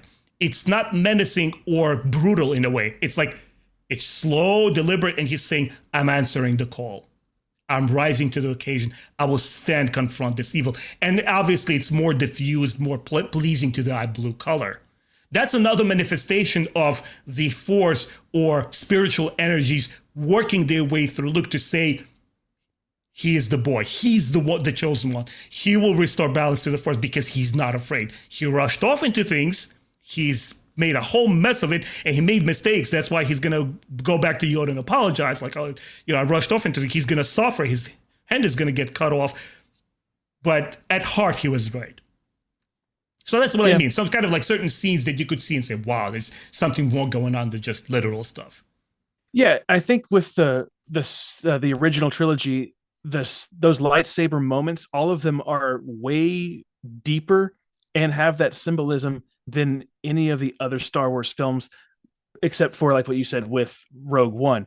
I did the exact same thing. Like whenever I would go see them, I saw the movie the first time, and it was like you sit back and you're like, what is happening? It was like one of the coolest moments, like for me in the theater. Yeah. And then when it's like, okay, I got to go see this with my friend or my wife, my kids, every time that would come up, I'd be like with somebody new, I'm like, I got to watch their reaction. And then it's like, you see their eyes just like, what? Because it was so dark and intimidating and just wild. But like, yeah, I think with episode 4, that moment where Kenobi and Vader have their duel and how he raises his up in submission and then just gets his cut in half and his lightsaber's clearly still there and his robe. But so you have no Jedi. You've just got the dark blade, the red lightsaber, the Sith. That's all who we have now. Jedi are extinct, pretty much. Yoda's out there somewhere. But as far as we know in episode 4, the last Jedi is gone. Now we just have Luke Skywalker. What is he going to do? Well, when he gets the lightsaber in episode 5, he faces Darth Vader, the guy that is in charge of the galaxy or the second in command. He faces him face to face. And yeah, that stairwell scene when he's like Vader's up there with the high ground and Luke Skywalker's down there. That's one of my favorite scenes in all of Star Wars. That's incredible. So yeah, he's got his duel that he's got to launch against Vader, and then gets his hand cut off. Oh no, what are we going to do? He's got to rebuild his own lightsaber. The one cut scene that should have stayed in Star Wars, in my opinion, was him completing the build of the green lightsaber when he's sitting in a cave. And he activates it, and it's like, oh, the Return of the Jedi. Here we go. And then at the end, Return of the Jedi, when Luke Skywalker throws his lightsaber down, he's like, I'm not going to fight you. He was trusting in the Force at that moment more than he ever had before. Yeah, you could say he trusted like in the trench run. I don't know if he was really trusting in the Force. He was just kind of like, all right, now's a good time, because he hears Kenobi. But at that moment, when he's confronting Vader with Darth Sidious sitting right there, he's like, no, I'm done with this. You still have good in you. You join me, basically. So yeah, lowering his guard, throwing that away, and fully trusting in the Force instead of the weapons, the technology of war, was pretty powerful. Yeah, I agree. I think those are some of the most profound, memorable moments in Hollywood filmmaking in general. Just excellent moments. Guys, I don't think we'll have time to go into prequels, but I do have, sequels, which we did want to kind of touch upon. But there's a couple of more questions, if you don't mind, I had in regards to the original trilogy, and we start wrap things up here. Here are some thoughts that I had. Vader recognizes Luke's potential during the attack on the first Death Star. He recognized there's a specially skilled, die-hard little kid that, oh my God, I can't quite get him. Right, he obviously doesn't get Luke.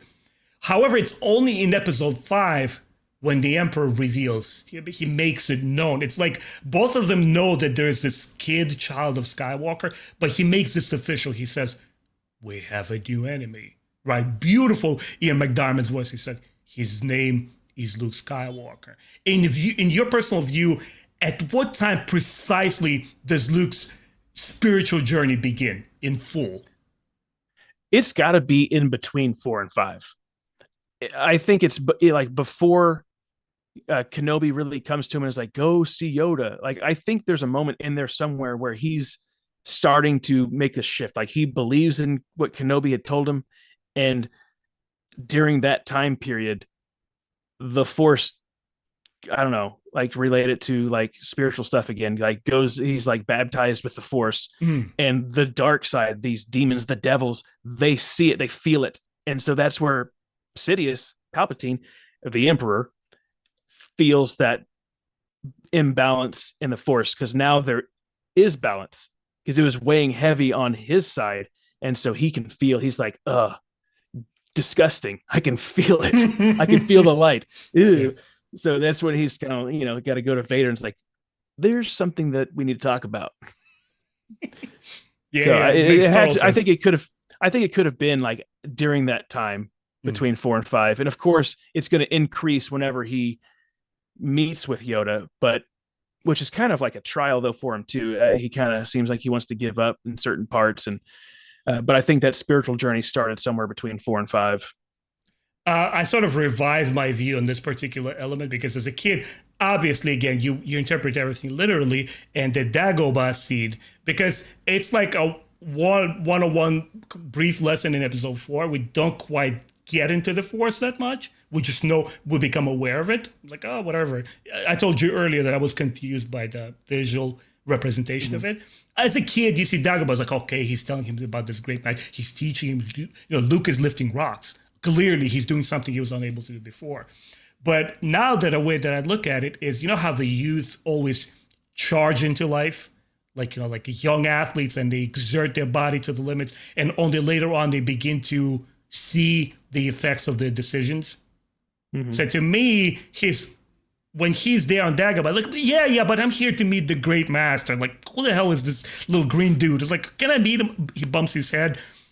He's this eager youth, and it's very much the Luke that George describes to us. He's headstrong. It flies into one ear and it's out here. Like, but I gotta go save my friends. He's not quite cooked yet. You even see it in Mark's presentation of Luke when we first lay our eyes of Luke in the Return of the Jedi. He's cool. He's like this samurai. I don't know if you've seen the movies Shogun Assassin. Okay, these are fantastic Japanese films that were brought over and dubbed in the US in the 80s. They're very bloody, but just beautifully made films. And it's a great comparison here where the samurai is dispenser of justice. And it's such a force to be reckoned with. That's like, don't mess with this guy. That's what we meet Luke. And it takes all of that experience up to cutting his arm and communicating with his father. And he says, Luke, son, and coming to terms that this monster is his father, and experiencing all that hardship and failure that I believe Rian Johnson wanted to show us in The Last Jedi, but it doesn't quite succeed to that same level, although I do enjoy that film. But it's beautifully done in Empire Strikes Back, where now Luke understands where his place is. Slow down a little bit. You have a higher task there than just rescuing your friends. As brutal, as harsh as it may sound, there's a galaxy at stake, not just your friends. It's very irresponsible to do. And throughout the entire Return of the Jedi film, that's it. His growth is almost complete. Only that one last thing. You must confront Vader. Yeah, that makes more sense. Again, so maybe it makes me like readjust how I see it now. It's kind of like between 4 and 5, he had a faith in the Force, and through those trials that you like mentioned, with like facing down his father, getting his hand chopped off, and then when he comes back in the dark robes in Return of the Jedi, it's like in between that moment is when he truly accepted the Force's will for himself. Like, okay, time to stop playing around and saying, oh yeah, I'm a Jedi, to actually, no, I'm a Jedi for real this time. Exactly. Not to sound pompous, but it's almost like, if the painting is the evidence of art, it's hanging there on the wall, you can go see it. The process of painting is art. You're in the moment. Your entire being is on fire, guys. Maybe if you ever painted or drew or performed music, maybe it's something that experience you can relate to. Maybe you can drop some comments in the video section below. Let us know. That for me, that's what going to art courses was like. Your entire being's on fire, and you feel like you're a medium translating something deeper, just a torrent flowing through you. From the moment that his family is murdered, right? We're talking about Lars Owen, obviously, and Ad Beru, to the final face-off with the evil and redeeming his father. Is Luke responsible for his accomplishment, or is it the Force that guides him every step of the way? I don't think the Force guided him every step of the way, but I think the Force kind of guided him into where he eventually wound up. Of Mm, course, it's kind of goes back into that, like, do you submit to yourself or are you submitting to the Force's will? mm. So if you're gonna follow your will, like when you followed off and just you left your training to go save your friends, didn't really work out the way that you thought it was going to work out. If he would have stayed on Dagobah, then followed the Force's will, would it have altered things to where none of that trouble would have really have been as bad as it turned out to be? Or would it have gotten worse or just the same, but it would have been a whole different like learning experience for him to mature faster, and he could have saved his friends faster? I don't know. That's you have some great questions. There are things that are just like, wow, these things can be so deep or they could be so shallow with how you Yeah. respond. Yeah. I think it just personally for him, he was trying to do what he could. He's like, Right. he had the lack of faith in the beginning, kind of like, yeah, Jedi spiritual stuff. Okay. Then he starts getting deeper and deeper and deeper into it. And then by the Return of the Jedi, he's more committed. He's more, okay, I'm following the will of the Force. I'm not going to do it Mm. my own way this time. And that evidence too being, like I said, with the lightsaber, when he just throws it down, he's like, I'm trusting in the Force. I'm not going to do it my way anymore with this violent tool. It's He definitely submits at the end. Yeah. So He's it's like he's there. He's trying to make the transition from Jedi warrior to the Jedi a counselor. Jedi You know what I'm Master saying? or Jedi Master or Yeah. something, right? Yeah. Um, yeah, I still wrestle to this day, and it came to me from my studies of like classical Greek period of the concept of destiny.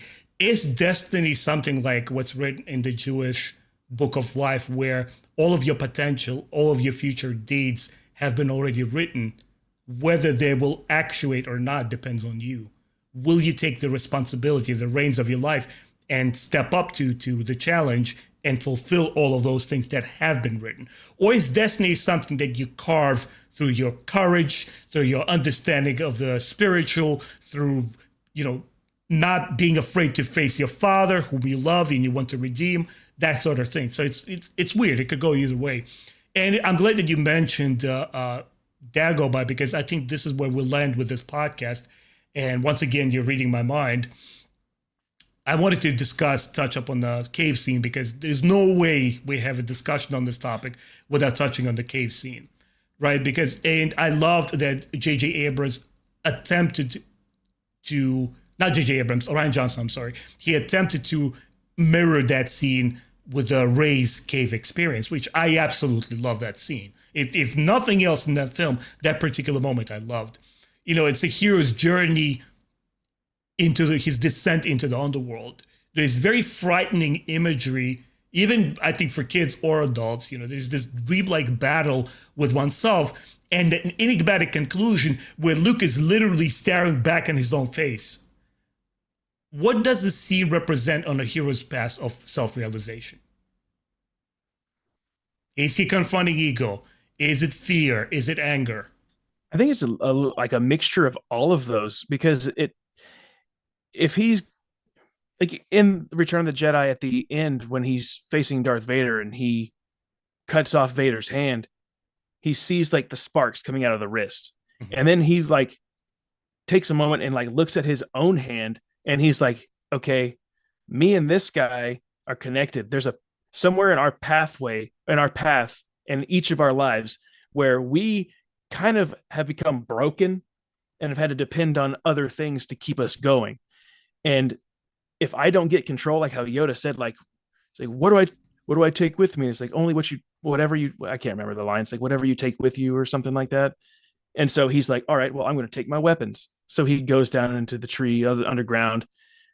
He's depending on violence, or he's expecting it. What would have happened if he didn't take his lightsaber? I think it's a play on his fear, and also a realization of like, listen, bud, if you don't control yourself, this is who you're going to become. Mm-hmm. And it goes right back into what we talked about already with the lightsaber. He throws it down. He's like, nope, this is done. We got to do something different here. Yeah. Although simple on the surface, in many of my discussions on this podcast, it's the scene that gets the widest range of interpretations. And I think that's the beauty of it, because once again, as a kid, I did not understand it. I almost felt it was Luke Skywalker that I didn't know about, obviously, as a kid. I was like, is that a copy of him? Is it a clone? What's going on here? And only as an adult, and you always fixated on kid because you don't understand it. You want to figure it out. And I didn't as a kid. But later on, I started looking at it and I said, Yoda specifically labels it as a place of the dark side. So it's not just a matter of you going in and it's only the stuff that you bring with you. It's deceptive in a way, because exactly that's what Yoda says. But yet he says it's the place of the dark side. And I think when I was a kid, again, which even in the expanded universe, it was a tough sell for me to see two different factions of the Sith over here and the Jedi over here. Because me as a kid, everybody's a Jedi. There's a bad Jedi and there's a good Jedi, right? When Tarkin says to Vader, you, my friend, are the last of your religion, right? So it's not the power itself, it's how you use it. It's your selfish or selfless needs that dictated whether you're going to be a bad guy or a good guy. And when Luke goes into that, I sidelined the whole idea that particular place is populated by the dark side, because I don't think it has any geography. It's like, I love the planet of Ziost in Zenobah Sikot in Expanded Universe, the new Jedi Order. But it's kind of silly that like Tython or Zenobah Sikot are the planets surrounded by the Force. Maybe it's a place where the pathways of their Force converge and expand. Maybe something like, I'm okay with that. But in this scene, it basically was an mirror image of Luke going in and say, you take anger with you, you take aggression with you, this is exactly what you're going to get. This is not how you defeat evil. It's like fighting fire with fire shown through Star Wars. Yeah. Man. And before I ask the last question, Matt, it was absolutely dope. I think it was one of my favorite podcasts. I really enjoyed talking with you, man. I hope we can do this stuff again. Not necessarily in 2 years from now, probably quicker. Yes, absolutely. And thank you for having me here. Likewise. It's an honor. Great. Man, you've inspired my channel. I'll be infinitely grateful to you when I get like 25 million followers. I'll be like Star Wars Theory Part 2 or something. You gotta like pay dues where due is deserved. You're one of the guys who inspired my channel. Well, thank you. You've done an incredible job over here. So it's nice to see that someone that I've inspired has done so well. Likewise, thank you. So the final question is, like you mentioned earlier, Luke does decide to take his utility belt and his weapon with him, and it backfires. Was it because his faith was shaky, or he was unwilling to supplicate before a greater power that is in that cave? I think it was these questions you got are so tough. Hopefully I did an okay job on answering some of them. I think it's just it was kind of like shaky faith. It's like, well, I'm going to go down to this area and I'm going to take my lightsaber because I can't trust myself. I can't trust the Force to show me something that I need to know. So he's scared. That's why he grabs his lightsaber. And I can't remember if he had his blaster on his belt too or not. Or I think it's his utility belt and his lightsaber. I don't remember. Maybe a blaster too. You might be right. It's been a year since I've seen the film, sadly. Yeah. But yeah, I think it was just a part of the shaky faith and just not knowing how to respond.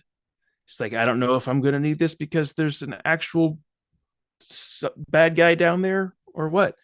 But you can see the terror on his face when that Darth Vader image comes in front of him. So it's interesting. Like, was that all in his mind? Was there a physical, like? That's interesting. Word? I never thought of like a manifestation. Yeah, like was it a physical manifestation? Of the Force? Yeah. Or was it just in his mind? Because they did drop the frames in that scene too, right? It makes it very dreamlike. Yeah. So it kind Yep. of like it communicates to you this is not really. But I remember how they say behind the scenes that a lot of kids back in the 80s did not believe that Vader is Luke's father. And in the next film, Lucas had to address it. He had to literally spell it for kids. Yes, he is his father. Because that's how kids' minds work, right? Like, can't blame them. It's like, is it really happening? For me as a kid, again, I didn't understand. I thought it was physical. I did not understand what's going on. I was like, why is there a double of Luke? This is scary. This was literally frightening me. Like, I couldn't figure it out. But it is scary. And it makes me wonder now, like, if it was physical, is that Vader body and mask still there? Could somebody go into Dagobah and be like, hey, what is this Darth Vader outfit? I thought we found that over on Endor and the ashes of it in Endor. That's pretty trippy. That's scary to think about. But I always thought about it as bringing my two earlier points that I've made in this podcast, that A is Luke is not willing to listen yet. He's not, his spiritual growth has not begun. He's on the path of a Jedi, but it's out of here. It's like, yeah, whatever, Dad. It's like, when they show all these like 60s American movies where the kid is like driving through the, somewhere in this mid-central American state with his car, is like, and his hair is waving like big ass shades. And he's like, I don't care about it. I'm going to smoke a joint and enjoy my life. It's that sort of Luke. He's not ready to listen yet. And the second point is, once he becomes the Luke that we see in the Return of the Jedi, I would make an argument, and obviously it's sort of a gross overstatement, but he doesn't even need a lightsaber. He's the light. He's the lightsaber. I mean, they literally, right, in the books, they call Leia's daughter, Jaina Solo, the sword of the Jedi. Dude, imagine if we got that book trilogy. Holy, I mean, that would be a point where 40 years into the Star Wars lore, where I'm ready to see Force Fu. I was not ready in the Ahsoka. I did not finish that series. I'm like, bro, get this out of my face. Like, okay, cool. Ezra Bridger is a tremendous, amazing character in the Rebels show. Why? Because he's very grounded. And he goes through all the same bells and whistles story-wise that we see with Luke over the span of 4 seasons. But here, like, that's not my Star Wars. I'm sorry. Don't mean to sound toxic. I don't want to gatekeep. Guys, enjoy it all freaking day. This stuff, no, it doesn't work for me. There's something for everybody in Star Wars. Exactly. And speaking of Luke being the light, like what can I ask one question? Sure, absolutely. What are your thoughts on him using the Force to choke out those Gamorrean guards? Was that a moment for you thinking like, wow, what is he doing? Is he kind of shifting over to a darker side, or is this? No, not a moment. When I was a kid, to me, there was a testament to his measured power, because I don't believe for a second that those Gamorreans are dead. No. And to me, the goodness is him doesn't mean that he can't defend himself. I mean, being a good Jedi, being a good warrior of light. I mean, look at any classical literature. It's not about like, here's a flower. We're going to accomplish peace with love. There's a lot of, again, guys, I swear, I don't mean to sound negative, but there's a lot of this postmodernistic crap in modern Star Wars where it's like, it's all love and peace, it's all acceptance. Let's take Slave One out of Star Wars because it's offensive to children. Like, are you kidding me? There's wars in the title. George Lucas based his entire saga criticizing the industrial superior American war machine invading Vietnam. Like, are you kidding me? What are you talking about here? So there needs to be a balance between knowing when your hero is doing the right thing, and there's a balance between saying, it's time to kick ass. I gotta look after my friend. I'm here to rescue Han. These dudes are in my way. I'm gonna first try amicably. If dialogue doesn't work, I'm gonna give a little nudge. I'm gonna get them out of my way. If, push comes to shove, here's my lightsaber. Guess what happened with Boba Fett? Like a fly. He's right there. So to me, it never smeared Luke's nobility. It's him doing the right thing. You gotta be the good guy. You gotta slay the dragon. I wish you had more questions. This is so fun to answer. I always write my own questions, but it's so good. Could somebody ask me a question, please? It's so good. It's so fun. We definitely have to do this again. Oh yeah, man. I had tons of fun. Again, if you would love to make time. I know you're a busy guy. You have a family. I'm the single dude over here. We could do it more frequent, maybe once a month. I don't know what your timing is like. I'd love to do this. There's a lot of more things to unearth, I think, in Star Wars. There's a lot of interesting ways to think about it, and not to sound like we're like Star Wars here, like we're like exquisite dudes that have all the exclusive knowledge in Star Wars. Yeah. You make fun of it. You make light of it. At the end of the day, it's just entertainment. Oh yes, I make fun of Star Wars all the time. I love it. Sometimes I hate it, but it's like that nerd thing. But it's also it's changed my life for the better. You know, it got me reading books. Mm-hmm. So I think the parting words that I will say, and then I'll pass over the mic to you, is we criticize Star Wars, we pick and choose our battles, we say what our favorite moments are. At the end of the day, it is my genuine, honest belief, Star Wars is for everybody. I don't care how many colors are on your flag. I don't care who you choose to love or how you choose to identify, what the heck you look like. As long as you leave room for others people to enjoy Star Wars, as long as you're willing to engage in dialogue and be adult about it, and respect our boundaries and our differences, it's cool. You love your prequels? More power to you. You think Rey is the most interesting Jedi in the world? Hey, I'll connect with you there. I love a great deal of the things about Rey. There's always common ground we have to find. I think the most important lesson that we should carry is George created these movies to bring us together, not separate us based on any kind of traits you want to say, any kind of minority or majority groups, whatever. It's for everybody. Storytelling is colorblind. That's all I want to say. Yeah, I agree with that 100%. Everybody's got an opinion, and everybody should learn how to respect everybody's opinion. Yeah, absolutely. I like things about the prequels. I like things about the sequels. Not that much, but hey, that's my opinion. Mm-hmm. I'm glad there are other people out there that can enjoy something.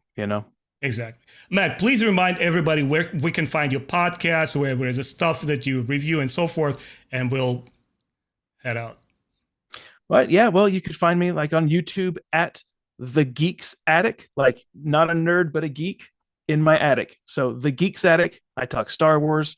I'm about to be I haven't really talked about this on my channel yet, but I'm going to dive into the X-Files. I've been reading a lot of those books, and I plan on reviewing those. So just to give you an idea of the kind of stuff that goes on over there, Star Wars Expanded Universe, there is a canon novel coming out pretty soon, canon novel review coming out. More Expanded Universe stuff, random things. I do have a Expanded Universe only channel called Tuscan Reader. If you wanted to go check that out and you don't care about the other things that I do, there is just the Expanded Universe channel. So I appreciate all the follows and all that stuff. And I'm so glad to have been here and having a conversation with you for the first time. This has been a blast. Likewise, man. Obviously, all the relevant links will be in the video description below. Guys, if you enjoy this podcast, you want to support us, leave your likes, leave your comments.